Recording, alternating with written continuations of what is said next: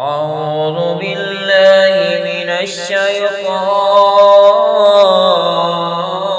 الرجيم.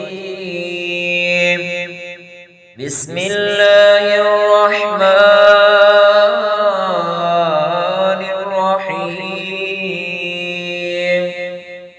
قل أعوذ برب الناس مالك الناس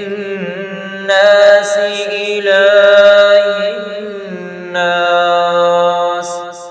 من شر الوسواس الخناس